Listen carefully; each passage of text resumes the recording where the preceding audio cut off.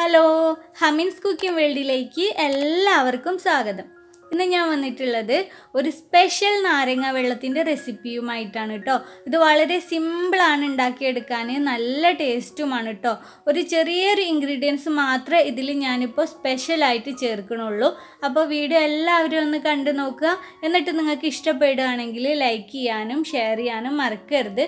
അതുപോലെ നിങ്ങൾക്ക് എൻ്റെ ചാനൽ ഇഷ്ടപ്പെട്ടിട്ടുണ്ടെങ്കിൽ പ്ലീസ് ഒന്ന് സബ്സ്ക്രൈബ് ചെയ്യുക കേട്ടോ.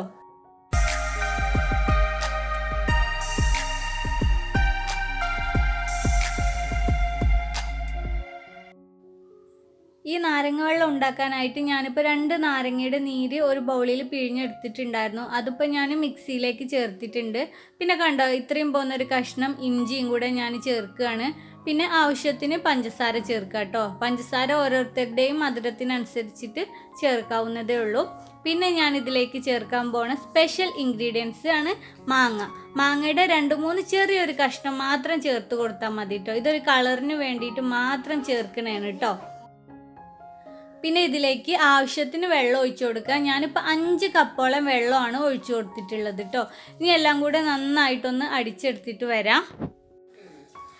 അങ്ങനെ ഇതാ നമ്മുടെ നാരങ്ങ വെള്ളം ഇവിടെ റെഡി ആയിട്ടുണ്ട്. കണ്ടോ, നല്ല പോലെ ഞാൻ അടിച്ചെടുത്തിട്ടുണ്ട് കേട്ടോ. ഇനി ഇത് നമുക്ക് സെർവ് ചെയ്യാം.